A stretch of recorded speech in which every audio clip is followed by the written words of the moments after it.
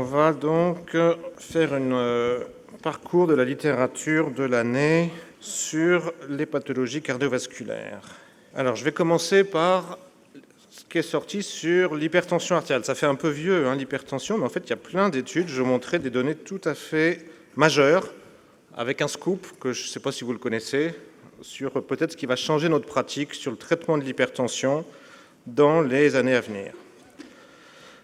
Alors, première étude, c'est des grosses études de cohorte. Vous voyez, 4 millions d'individus de 30 à 90 ans pour voir les complications de l'hypertension artérielle. C'est connu, mais vous voyez que ça augmente de 50% le risque de faire un événement cardiovasculaire, et vous avez tout de l'insuffisance cardiaque à la démence, à l'AVC. Donc là, pas grand-chose de neuf. Retenez ce chiffre, 50% d'augmentation du risque d'événements cardiovasculaires. Et puis quand on regarde les tranches d'âge, vous voyez que la tranche au-dessus, c'est les 70-90 ans. Vous avez une augmentation pour 20 mm de mercure de 36% du risque de faire un événement cardiovasculaire. 36% d'augmentation, c'est ça le chiffre qu'on doit retenir chez nos patients âgés. Deuxième notion, c'est l'étude IVET. Vous savez que l'étude IVET, c'est la première étude faite chez des plus de 80 ans pour évaluer l'intérêt, le bénéfice du traitement antihypertenseur, et que cette étude avait montré qu'après 80 ans, si je donne un traitement, je diminue le risque de mortalité et d'accident vasculaire cérébral. Les investigateurs se sont là intéressés à regarder si le bénéfice était le même chez tous les patients ou alors en séparant les patients fragiles, pas fragiles, pour voir si ce n'est pas seulement les patients en bonne santé qui bénéficient du traitement et que les fragiles bénéficient peut-être un peu moins du traitement. Donc ils ont créé un index de fragilité prenant la cognition, la dépression, les comorbidités, les ADL, le poids, la fonction rénale. Vous voyez qu'il y a 83 ans et demi dans chacun des groupes. Un index de fragilité qui est, comme c'était un essai randomisé, le groupe placebo et le groupe traitement sont similaires. Et puis ils font l'analyse en fonction là de l'index de fragilité. Ici, je ne suis pas fragile, 0,1, 0,6, je suis fragile. Et puis on regarde le bénéfice du traitement par rapport au placebo. Ben, vous voyez que je sois fragile ou pas fragile, j'ai toujours, et même chez les fragiles, encore plus de bénéfices. 0,40, ça fait 60% de réduction du risque d'AVC, et 0,50, ça fait 50% de réduction du risque cardiovasculaire.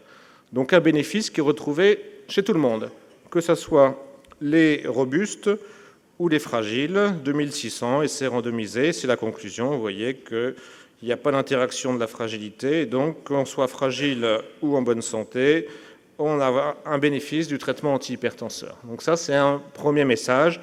Chez les plus de 80 ans, il y a un bénéfice. Alors là, je parle de fragile, on va voir que ce n'est pas forcément la même chose quand on est chez des patients dépendants, en EHPAD, encore plus âgés. Alors ça, c'est une étude qui m'a marqué, qui va pouvoir vous servir. Alors vous voyez, c'est un essai randomisé, très bien fait. Hypertension, c'est le meilleur journal d'hypertension 2015. Petit nombre d'effectifs. On compare un groupe placebo, en blanc. Alors vous voyez que quand on donne ce traitement placebo, ça ne fait pas changer la pression artérielle. Et puis un groupe traitement, nouveau traitement. Je laisse le suspense. Et vous voyez que ce nouveau traitement diminue la pression systolique de façon significative. L'étude est bien faite. Chez ces 60 patients, il y a des mesures cliniques et des mesures à la maison avec un Holter. Vous voyez que quand je donne du placebo, avant, pendant le traitement, il n'y a pas de modification, il y a 1 mm de mercure de différence. Là, je suis dans le groupe traitement. Avant, il y a une pression élevée. Hop, je donne le traitement, 8 mm de mercure de baisse. Et puis ensuite, j'arrête, c'est ce qu'on appelle le washout, et la pression remonte. Ce qui est remarquable, c'est qu'il y a des mesures ambulatoires, donc le placebo, ça ne fait rien, et en ambulatoire, pareil, ma pression baisse, vous voyez ici, de 6 mm de mercure. Quel est ce médicament? Alors, je ne sais pas si quelqu'un sait, le jus de betterave. Jus de betterave, alors c'est très sérieux, puisque dans le jus de betterave, il y a du NO, c'est riche en nitrate, et donc cette étude est quand même remarquable. Si vous prenez 250 cc de jus de betterave pendant un mois, vous diminuez de 5 mm, 6 mm votre pression artérielle. Donc, on a mis à la pause, vous avez du jus de betterave pour tout le monde. Donc voilà, ça doit bien sûr être revérifié sur des plus grosses cohortes, mais c'est un essai qui est vraiment méthodologiquement bien fait, qui est intéressant et qui n'est pas très dangereux pour faire baisser la pression artérielle.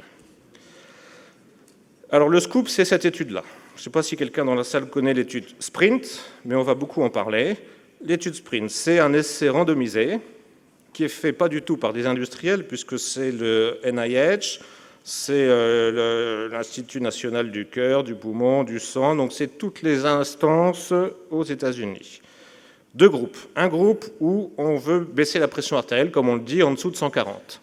Un deuxième groupe où on dit on veut baisser la pression artérielle plus fort, en dessous de 120. Et on va comparer les deux groupes. Pour rentrer dans l'étude, ce n'est pas tout le monde, c'est des gens qui ont une pression supérieure à 130 et qui ont un risque cardiovasculaire. Ce n'est pas tous les hypertendus, c'est des gens qui ont une pression supérieure à 130 et qui ont soit une maladie cardiaque, soit une maladie rénale, soit, ce qui nous intéresse, qui ont plus de 75 ans. Donc l'étude, elle a commencé. Vous voyez que quand on prend les plus de 75 ans, il y en a 2647, c'est quand même pas mal pour un essai randomisé. Publication de l'étude début 2015, l'essai est en cours, et le scoop, c'est le 11 septembre, 10h30. Le NIH dit il faut arrêter l'étude, il y a un groupe où il y a plus de morts que dans l'autre. Et le groupe où il y a le moins de morts, c'est le groupe des patients âgés à moins de 120. Vous voyez, ça a complètement, nous, pour l'instant, on ne met pas les gens à moins de 120. Moins de 120, il y a moins de morts. Et vous voyez qu'il y a 25% de morts en moins quand les gens sont du côté moins de 120. Il y a 30% de moins d'insuffisance cardiaque, d'AVC et d'infarctus du côté moins de 120. Le comité du coup d'éthique a dit on ne peut pas continuer l'étude et ils ont décidé d'arrêter l'étude. Et donc on attend la publication qui va arriver, hein, c'est tout récent, mais c'est quand même une vraie révolution parce que pour l'instant les objectifs tensionnels c'est 140. Si maintenant on montre, alors ce n'est pas tous les patients, hein, c'est des patients qui sont à haut risque cardiovasculaire, il faudra voir bien l'analyse des plus de 75 ans, mais pour l'instant ce n'est pas vraiment la notion qu'on avait de baisser trop la pression artérielle, quand même 25% de morts en moins, 30% d'insuffisance cardiaque en moins. Il va falloir bien différencier, et là je vous montre un papier français, puisque c'est l'équipe d'Athanas Benetos qui l'a fait, avec un certain nombre de très bons auteurs, vous voyez dans ce papier-là, publié dans le JAMA, où là on est sur des patients dépendants, en EHPAD, 88 ans, et là on regarde leur mortalité en fonction du niveau de pression artérielle. Alors si on regarde les facteurs de risque de mortalité, vous avez des choses habituelles, hein, l'âge, la dénutrition, les comorbidités, la dépendance, mais on a aussi celui-là, pression inférieure à 130 avec 2 antihypertenseurs. Donc vous voyez, ça va commencer à être un peu compliqué, parce que les gens plutôt en bonne santé, là, ça va peut-être être des objectifs un peu plus bas.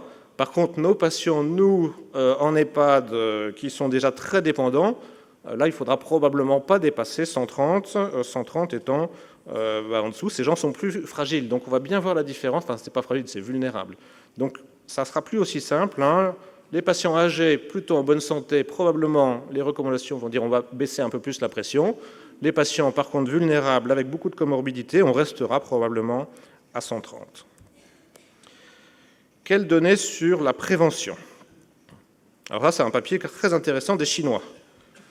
Publication dans le JAMA, des gens hypertendus, qui n'ont jamais fait d'AVC ni d'infarctus. Ils sont randomisés pour avoir soit un IEC, soit un IEC et des folates. Et bien, vous voyez que le résultat il est quand même très intéressant. C'est que quand on donne des folates, 20% d'AVC en moins après un suivi, vous voyez, moyen de 5 ans. Et quand on regarde le bénéfice, on voit que le bénéfice, il est indépendant de l'âge. Donc, qu'on soit jeune ou âgé, on a un bénéfice des folates, 20% d'AVC en moins. Et que ceux qui tirent le plus de bénéfices, ce qui est assez logique, c'est les patients qui ont une carence en folates. Donc, c'est vrai que là, chez nos patients hypertendus, carence en folates, allez donner des folates, vous voyez, il n'y a aucun risque. Et vous avez peut-être une diminution de risque d'AVC de 20%. Alors, évidemment, c'est une population chinoise, hein, c'est peut-être pas exact, ils font plus d'AVC que les Européens. Mais enfin, vous voyez, on sort jus de betterave, folate, c'est des choses pas dangereuses et potentiellement intéressantes. Sur la prévention, ce papier très intéressant publié dans le JAMA sur les statines. Ils ont regardé des patients dits en fin de vie, essentiellement parce qu'ils avaient un cancer, hein, vous voyez, une espérance de vie entre 1 mois et 1 an, sous statine. Et ces gens ont été randomisés, un bras, je continue la statine, un bras, j'arrête la statine. Hein, fin de vie, peut-être que là, la prévention des événements cardiovasculaires à long terme n'a pas d'intérêt. Ce qui est remarquable, c'est d'avoir fait un essai randomisé chez ces patients-là. Donc, Que donnent les résultats? Vous voyez que j'ai continué ou que j'ai arrêté la statine, aucune différence significative sur la survie. Ce sont des patients qui ont mauvaise survie, puisque vous voyez qu'à 1 an, la moitié sont morts. Mais qu'il y ait statine ou pas statine, eh bien, il n'y a pas de différence significative. Et donc, c'est vrai que pour nos patients qui sont là aussi en fin de vie, peut se poser la question de l'intérêt de maintenir les statines dans cette population, quand on est en bonne santé, et qu'à ce moment-là, il n'y a bien sûr pas de doute qu'il faut continuer les statines. Quand on regarde sur la qualité de vie, eh bien, vous voyez que de façon significative, 0,04, il y avait une meilleure qualité de vie quand on avait arrêté statine par rapport à continuer statine. Donc, dans cette population très spécifique, des patients en fin de vie, on peut éventuellement se poser la question, et c'est ce que mettent les auteurs, ça suggère que d'arrêter la statine chez des patients en fin de vie, peut-être, il n'y a pas de différence sur la survie, et pourrait améliorer la qualité de vie. On passe sur l'insuffisance cardiaque. Alors, si vous suivez un peu le domaine de l'insuffisance cardiaque, on en parlera aussi dans certaines sessions. Il y a eu une révolution l'année dernière, publication dans le New England de l'essai Paradigme, qui évaluait l'effet d'un nouveau médicament de l'insuffisance cardiaque, qui s'appelle le LCZ, qui est un médicament qui est à la fois un inhibiteur de la néprélysine et un antagoniste des récepteurs de l'angiotensine 2, qui avait été comparé aux traitements de référence de l'insuffisance cardiaque, qui sont les IEC. Et l'étude avait montré une réduction de 20% de tous les critères. Le critère principal, c'était la mortalité cardiovasculaire et les hospitalisations. La nouveauté cette année, c'est qu'il y a eu la publication sur les patients âgés de cette étude-là. Et donc, quand on regarde les résultats en fonction de l'âge, on voit que pour tous les critères, mortalité cardiovasculaire, hospitalisation, la mortalité toute seule, cardiovasculaire ou toute cause, les hospitalisations, à chaque fois, quand on est dans le groupe des plus de 75 ans, on a le même bénéfice. Donc, sur les 1563 patients de plus de 75 ans, on voit que le LCZ, qui n'est pas encore commercialisé, mais qui va bientôt arriver en France, a le même bénéfice que j'ai moins de 55 ans, plus de 75 ans, réduction de 20%, ce qui est quand même énorme, sur la mortalité et les hospitalisations.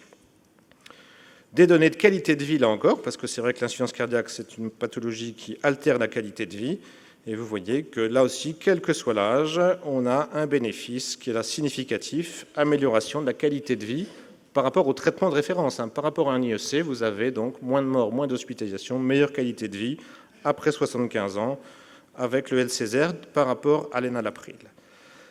Important aussi, c'est de voir les données de tolérance en fonction de l'âge.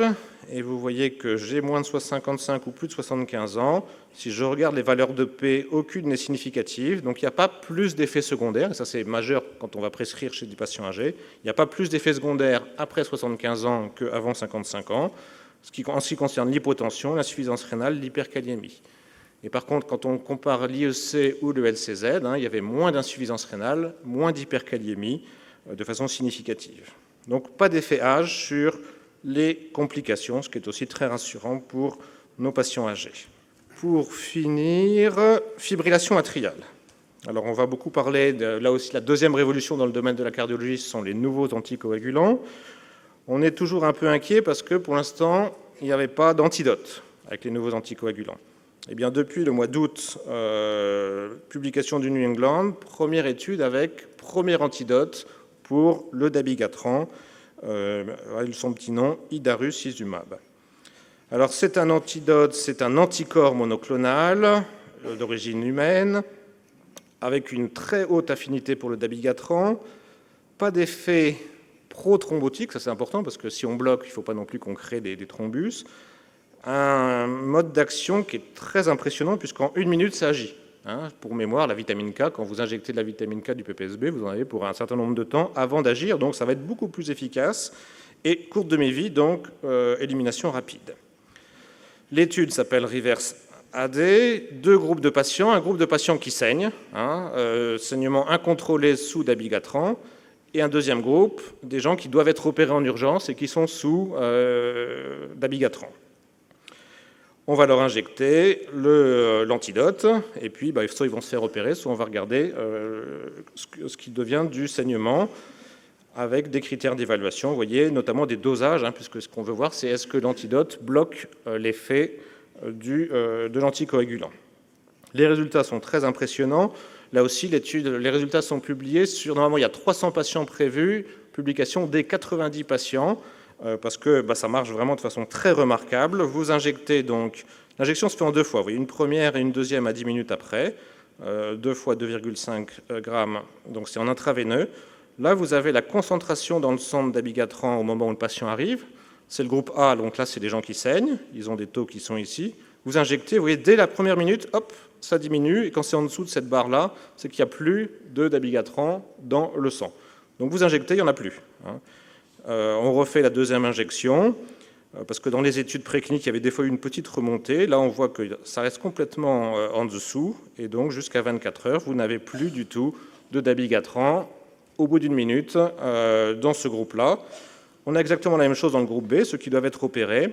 On injecte, et donc l'antidote marche très bien. Dès la première minute, on n'a plus de dabigatran au niveau sanguin. Donc on a maintenant le premier antidote. Il a obtenu avant-hier l'AMM par la FDA, donc aux États-Unis.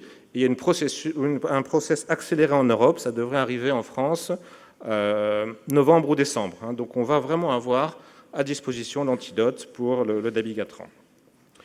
Donc, vous voyez un effet de réversion qui est sur 88 à 98% des patients. Les gens ont pu être opérés sans problème. Dans 92%, le chirurgien a dit ça se passe bien.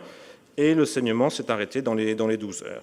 Aucun effet secondaire, aucun effet adverse n'a été rapporté. Je termine par celle-ci. Donc, une étude, alors là, vous voyez, c'est publié en 2013. J'ai un peu triché, mais elle est quand même importante puisque c'est incidence des effets cardiovasculaires majeurs chez les hommes en fonction avec la taille des testicules. Donc c'est quand même une étude intéressante. Les méthodes, quand même 1400 patients inclus dans une étude longitudinale. On leur mesure la taille des testicules avec cet appareil, leur kilomètre. Donc vous voyez, vous regardez là, quand on est à 1, c'est pas terrible, et ça peut aller jusqu'à 25, là c'est quand même costaud. Et donc on évalue le patient, suivi longitudinal, pendant 8 ans quand même. Ils ont suivi ces patients âgés pendant 8 ans. On regarde les événements cardiovasculaires.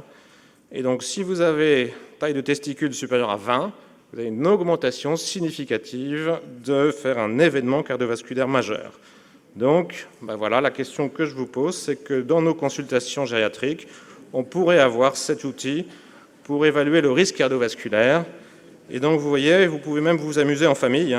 Le numéro 20 et le seuil. Je vous remercie.